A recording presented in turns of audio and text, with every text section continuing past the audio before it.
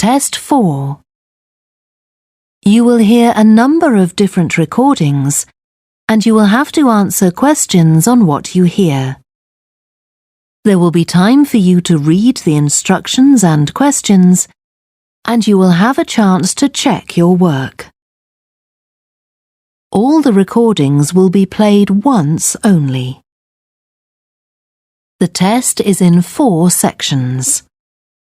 At the end of the test, you will be given 10 minutes to transfer your answers to an answer sheet.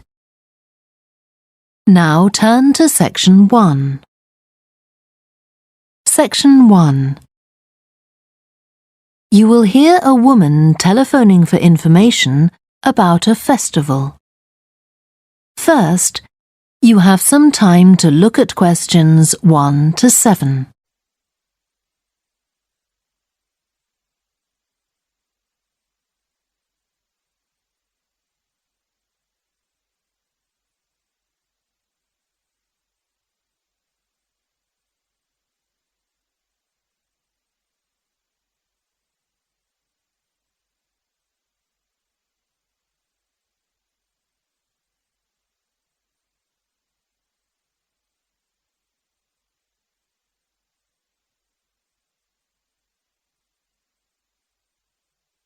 You will see that there is an example that has been done for you.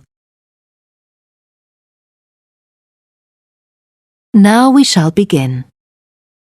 You should answer the questions as you listen because you will not hear the recording a second time.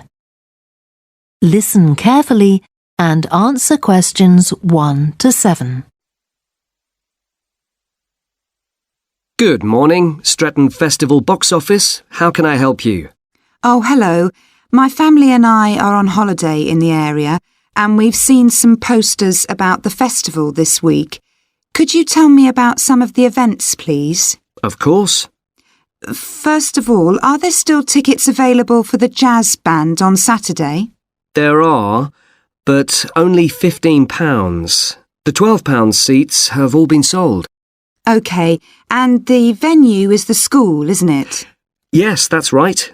The secondary school. Make sure you don't go to the primary school by mistake. And there's an additional performer who isn't mentioned on the posters. Carolyn Hart is going to play with the band. Oh, I think I've heard her on the radio. Doesn't she play the oboe or flute or something? Yes, the flute. She usually plays with symphony orchestras, and apparently this is her first time with a jazz band. Well, I'd certainly like to hear her. Then the next thing I want to ask about is the duck races. I saw a poster beside a river. What are they exactly?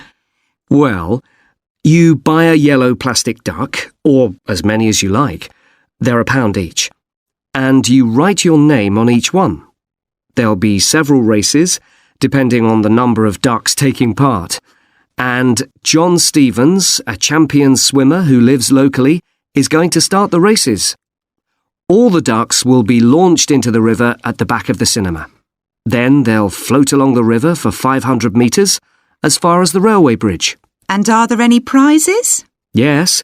The first duck in each race to arrive at the finishing line wins its owner free tickets for the concert on the last night of the festival. You said you can buy a duck. I'm sure my children will both want one. They're on sale at a stall in the market. You can't miss it. It's got an enormous sign showing a couple of ducks. OK, I'll go there this afternoon. I remember walking past there yesterday. Now, could you tell me something about the flower show, please? Well, admission is free and the show is being held in Bythwaite Hall. Sorry, how do you spell that? B-Y-T-H-W-A-I-T-E.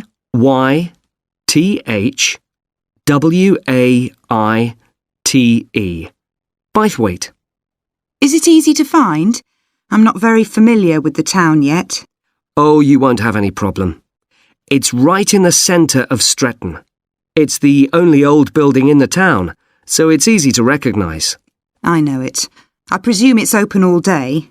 Yes, but if you'd like to see the prizes being awarded for the best flowers, you'll need to be there at 5 o'clock. The prizes are being given by a famous actor, Kevin Shapless. He lives nearby and gets involved in a lot of community events. Gosh, I've seen him on TV. I'll definitely go to the prize giving. Right. Before you hear the rest of the conversation, you have some time to look at questions 8 to 10.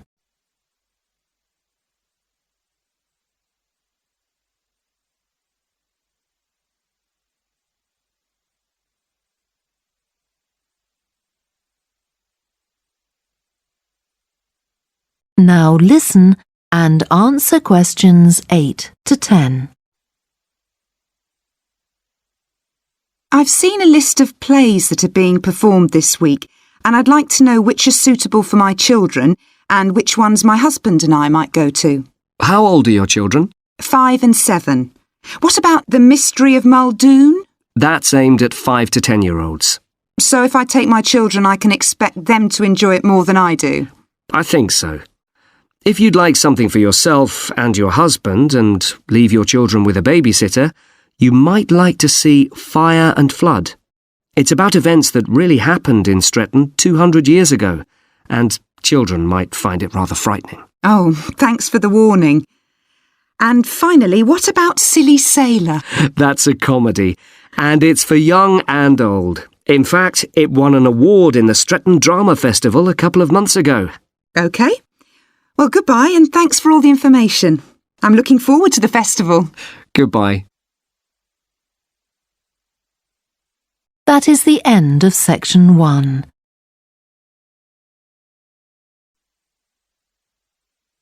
Section 2. You will hear a guide at an art museum talking to a group of visitors. First, you have some time to look at questions 11 to 16.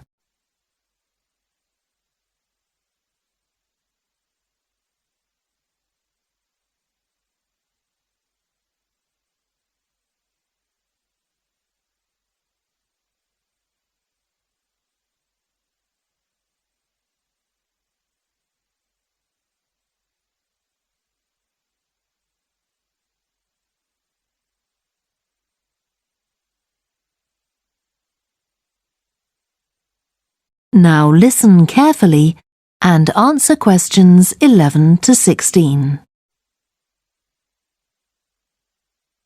Good morning and welcome to the museum, one with a remarkable range of exhibits which I'm sure you'll enjoy. My name's Greg and I'll tell you about the various collections as we go around. But before we go, let me just give you a taste of what we have here. Well, for one thing, we have a fine collection of 20th and 21st century paintings, many by very well-known artists.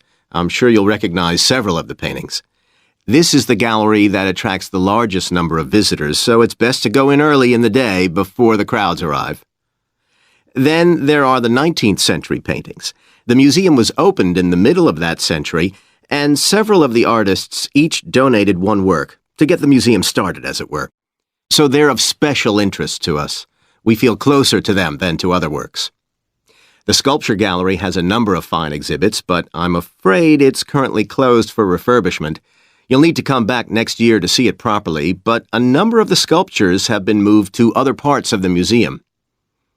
Around the World is a temporary exhibition. You've probably seen something about it on TV or in the newspapers. It's created a great deal of interest because it presents objects from every continent and many countries, and provides information about their social context, why they were made, who for, and so on. Then there's the collection of coins. This is what you might call a focused specialist collection because all the coins come from this country and were produced between 2,000 and 1,000 years ago. And many of them were discovered by ordinary people digging their gardens and donated to the museum. All our porcelain and glass was left to the museum by its founder when he died in 1878, and in the terms of his will, we're not allowed to add anything to that collection. He believed it was perfect in itself, and we don't see any reason to disagree. Before you hear the rest of the talk, you have some time to look at questions 17 to 20.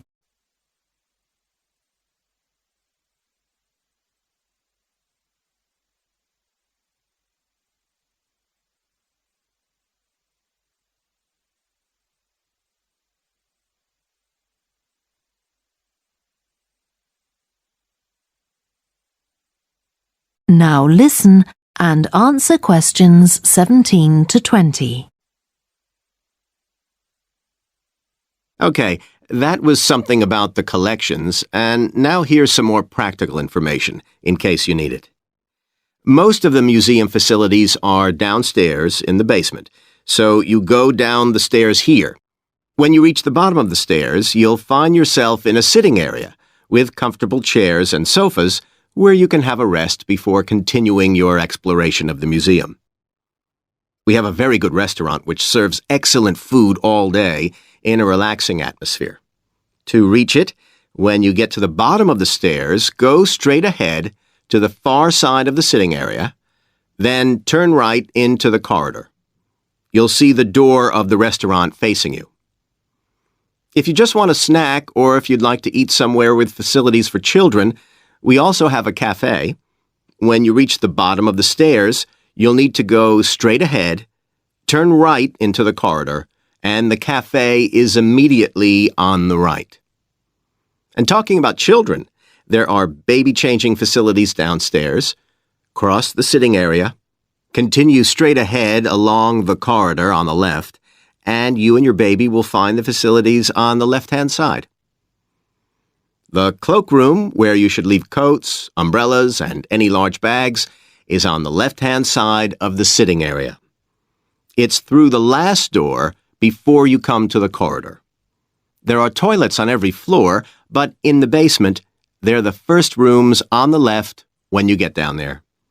Okay, now if you've got anything to leave in the cloakroom, please do that now, and then we'll start our tour. That is the end of Section 2. Section 3. You will hear a student called Joanna talking to her new supervisor about some research she has done on psychology and music. First, you have some time to look at questions 21 to 26.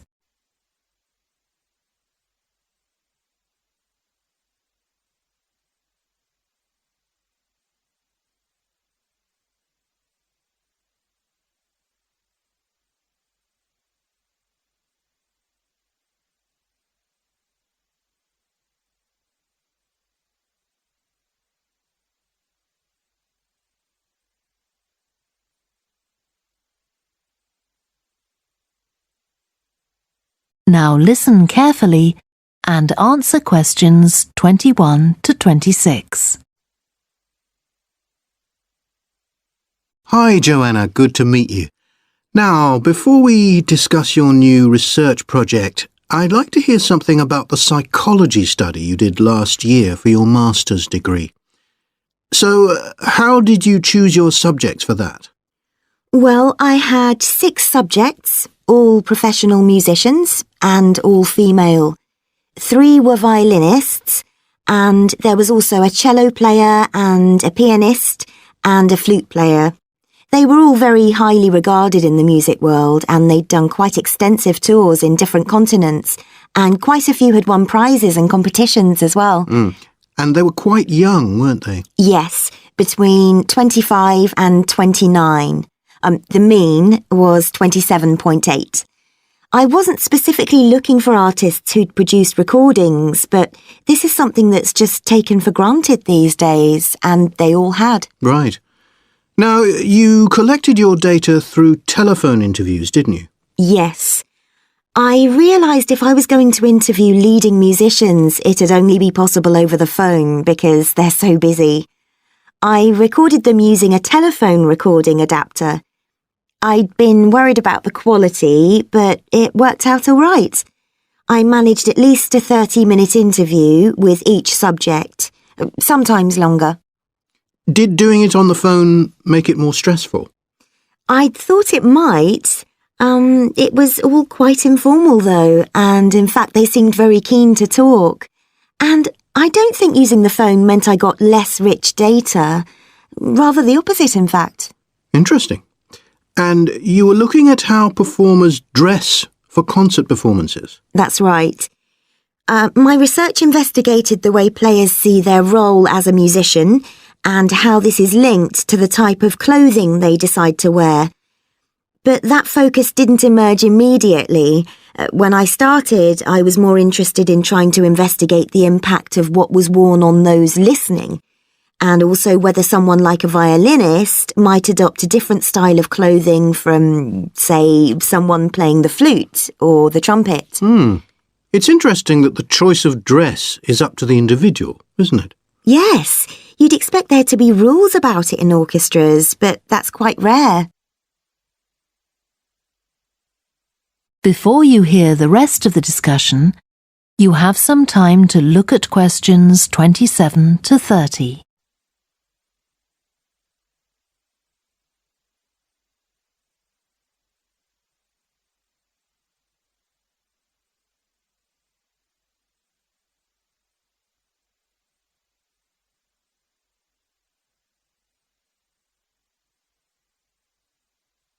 Now listen and answer questions 27 to 30. You only had women performers in your study. Was that because male musicians are less worried about fashion?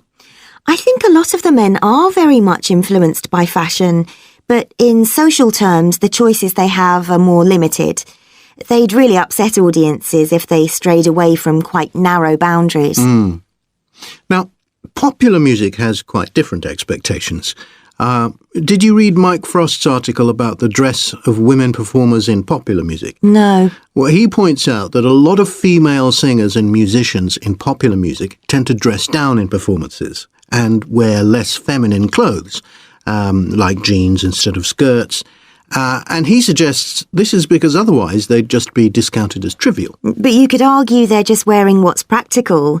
I mean, a pop music concert is usually a pretty energetic affair. Yes, he doesn't make that point, but I think you're probably right.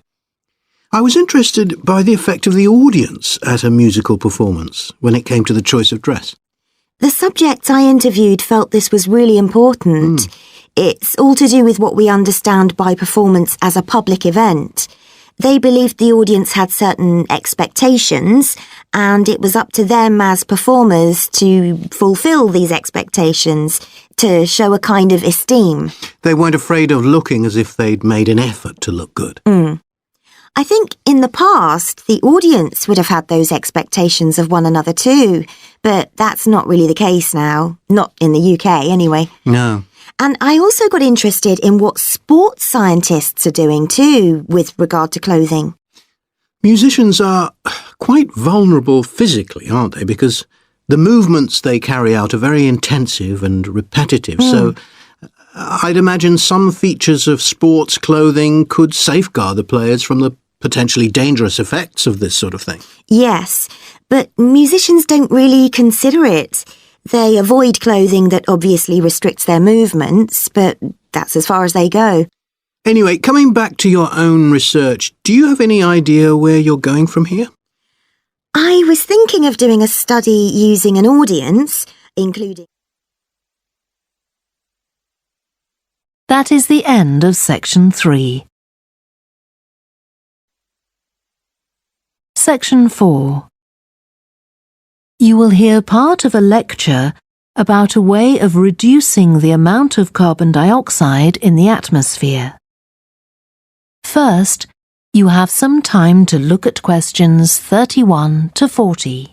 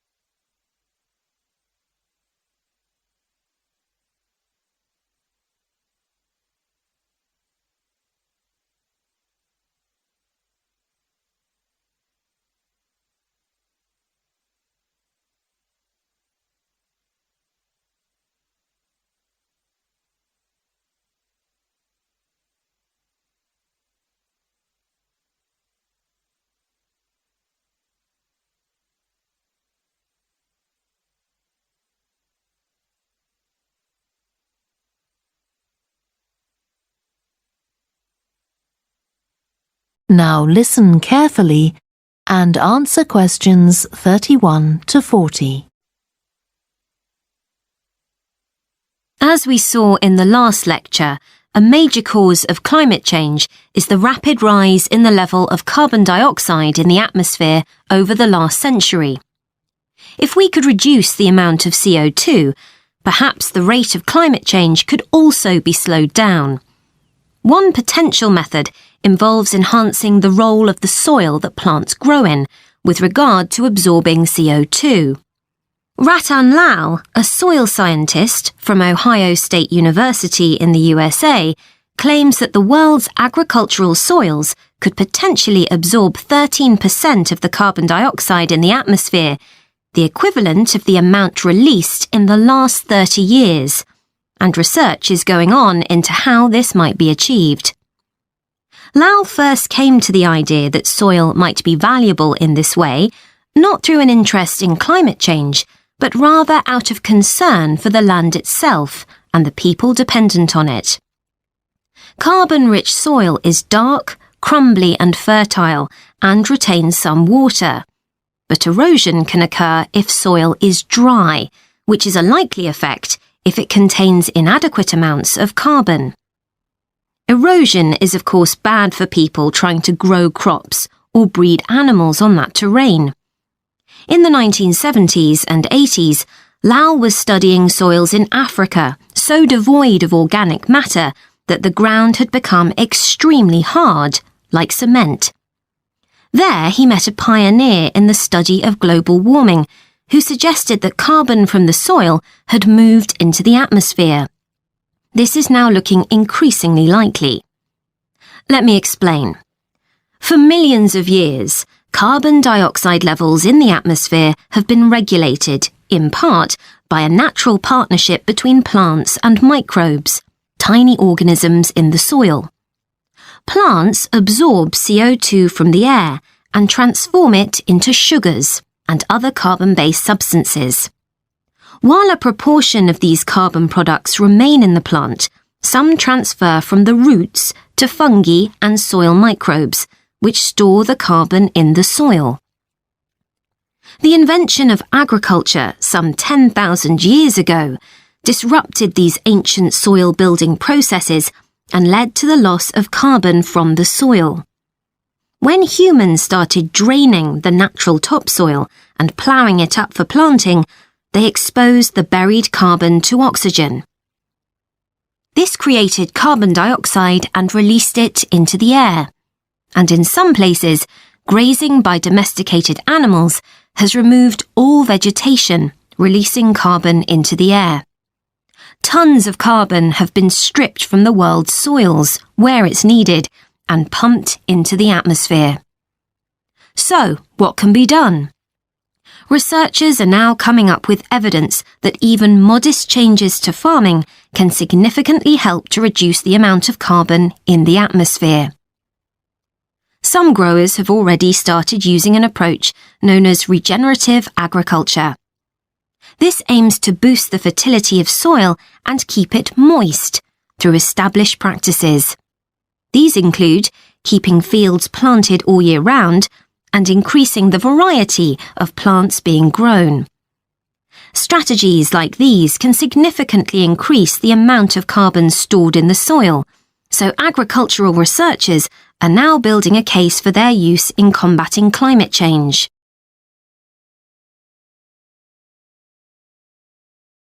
One American investigation into the potential for storing CO2 on agricultural lands is taking place in California. Soil scientist Wendy Silver of the University of California, Berkeley, is conducting a first-of-its-kind study on a large cattle farm in the state. She and her students are testing the effects on carbon storage of the compost that is created from waste, both agricultural, including manure and corn stalks, and waste produced in gardens, such as leaves, branches, and lawn trimmings. In Australia, soil ecologist Christine Jones is testing another promising soil enrichment strategy. Jones and 12 farmers, are working to build up soil carbon by cultivating grasses that stay green all year round. Like composting, the approach has already been proved experimentally. Jones now hopes to show that it can be applied on working farms and that the resulting carbon capture can be accurately measured. It's hoped in the future that projects such as these will demonstrate the role that farmers and other land managers can play in reducing the harmful effects of greenhouse gases. For example, in countries like the United States, where most farming operations use large applications of fertilizer, changing such long-standing habits will require a change of system. Ratan Lal argues that farmers should receive payment, not just for the corn or beef they produce, but also for the carbon they can store in their soil. Another study being carried out. That is the end of section 4.